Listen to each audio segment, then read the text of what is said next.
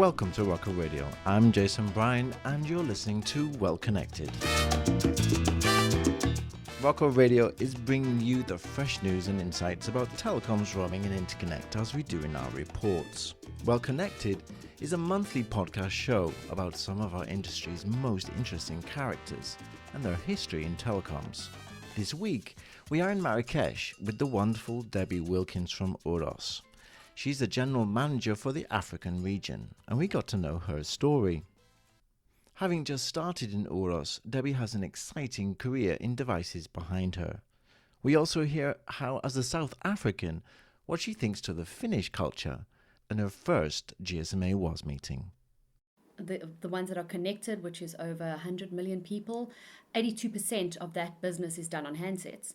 And the internet traffic is on a handset. It's not in traditional internet style, so not on laptops and things like that.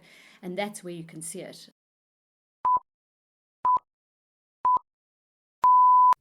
Now, UROS are a company many MNOs in the world have got to know in recent years.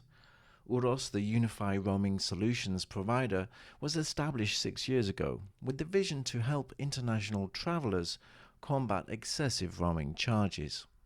Now, bill shock-free roaming is provided globally via the good speed 4G mobile hotspot they have, and also via the range of ZTE devices in the market, all patented by the UROS technology. The good speed mobile hotspots are steered and monitored by the company's global IoT platform and can carry multiple SIM cards, which can connect up to 15 devices via Wi-Fi to secure mobile networks around the world. As a recent recruit to UROS, I'm here with Debbie Wilkins. Debbie, what's your role in UROS? I am the GM for Africa, recently joined at the beginning of August. It's great to meet you. Although WAS people have known UROS for several years, but they don't know you, Debbie. Can you tell us a little bit more about how you started in telecoms? Sure. Well, I actually joined telecommunications industry in 1994. It was just launching in South Africa. I was an air hostess at the time, and it was something new and exciting. And I met a lady, and she said, "Come and join us." And I then came into it as sales. And those days were exciting and new, and nobody knew it. So it was like, printing money, because you could sell excessive amounts of mobile devices and new contracts. And then I moved into the handset portion of the business, and I've worked for some of the big handset manufacturers, Motorola, Samsung, Ericsson. Wow. And, loved my time in the handsets, but really excited to now be in a new sector of the business. Yeah. So over 20 years in the telecommunications industry. So tell me about that first role that you had and what it was like to get into telecoms for the first time.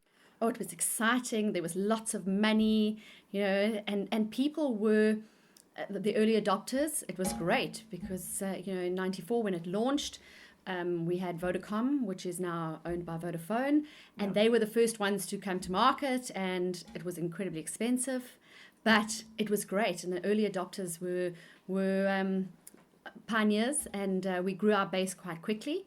It was lots of fun. Because you were in devices from the beginning, I guess.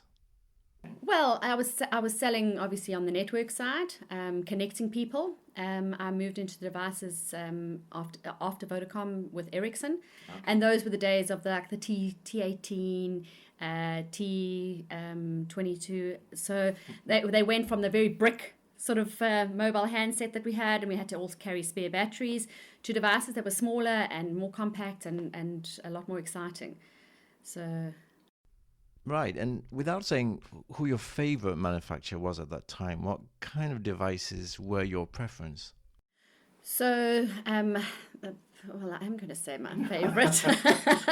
My favorite was working with Motorola, because, I was around when we launched the Razr series. I actually headed up Africa for the accessories division, our companion products. But we launched Razor, and Razor was just so cutting edge. It was slim, it was sexy. It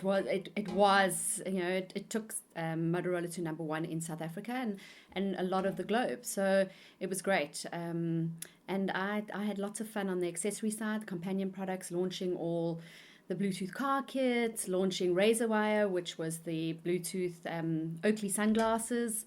The exciting times where the apparel was great, and I worked through Africa then. I had all West and East Africa reporting into me, and it was lots of fun. Very impressive. From a UROS perspective, though, can you tell us a little bit more about the kind of devices that you're working with now in UROS? So we have currently a consumer platform, which is our handsets. We work with ZTE, and we have two handsets that we actually use, the Blade V7 Lite and the Blade V8 Lite. These have got a Good Speed app embedded on the actual device. And that allows you to obviously do data roaming. You buy a day pass, and we've got global agreements for the consumer to be able to roam at a rate of $4.99 for 200 megs. And it's a great cost saving. I know that my network, when I landed in country, told me it was going to be a lot more expensive per meg.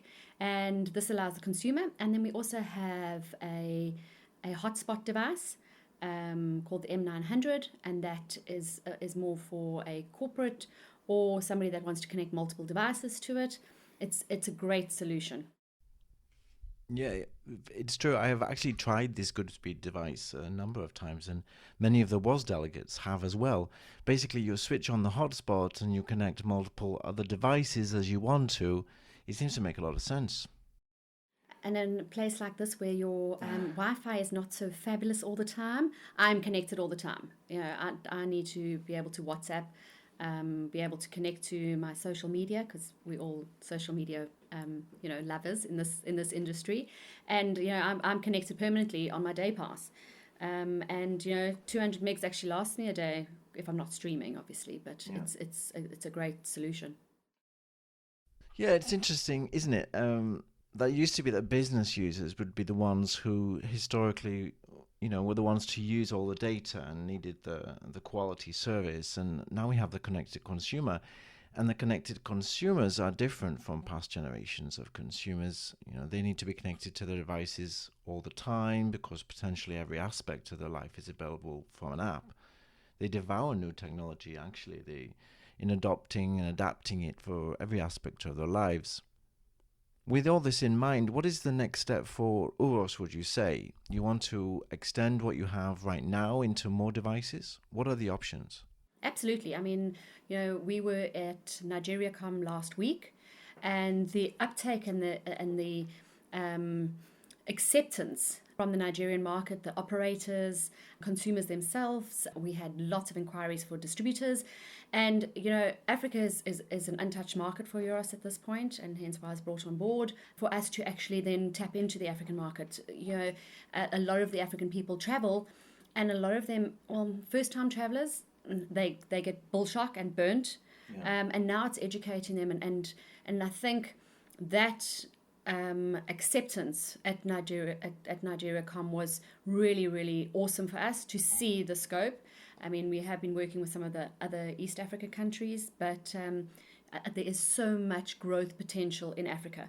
And that is an untapped market, and that is kind of, where a lot of the big players are hunting, because Africa is still growing and there's so much scope still for additional business. No, it's true. I really think that Africa is an amazing market at the moment. Recently, we were involved in regulation, and there's actually 3 bodies looking at regulation in the continent of Africa.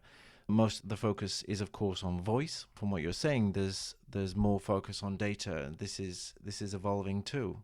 Well, absolutely. I mean, if you look at it, there's between 180 million and 200 million Nigerian people, and the ones that are connected, which is over 100 million people, 82% of that business is done on handsets, and the internet traffic is on a handset. It's not in traditional internet style, so not on laptops and things like that.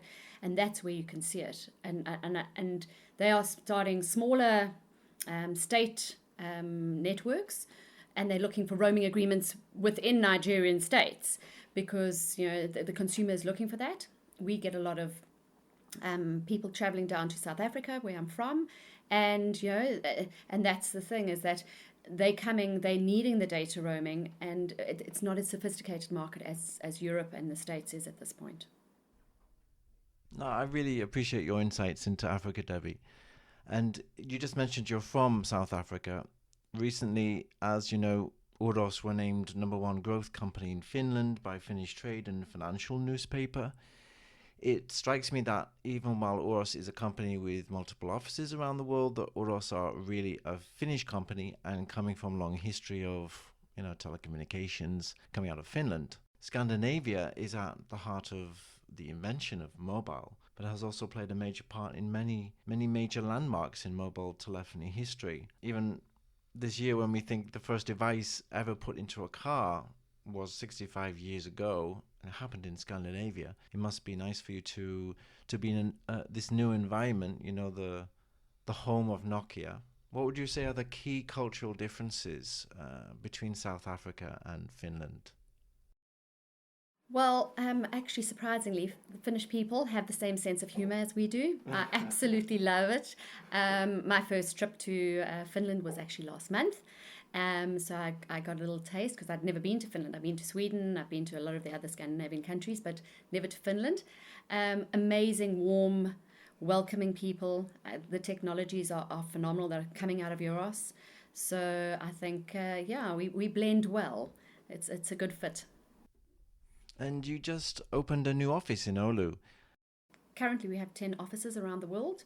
So it really is expanding and becoming far more diverse and far more, adopting other cultures into the Finnish way. Debbie, it's been a pleasure to meet you, and many thanks for your time today. I wish you a great conference here in Marrakesh, and I'm sure you'll be getting to meet all the wonderful WOS delegates in the coming days. Well, it's been amazing, the amount of people I have met, the connections I've made in the last couple of days, and I really look forward to spending a lot more time with everybody in the industry. Yeah, this is a roaming and interconnect community, which is like a family, actually. So once you're in the family, you're welcome for many years. Excellent. Well, that's good to know. Thank you very much, Jason. And that was the wonderful Debbie Wilkins. If you want to reach out to Debbie, you can contact her at uros.com or from her LinkedIn profile. In our next episode of Well Connected, we will meet another interesting celebrity who only got into roaming because she wanted to be an astronaut.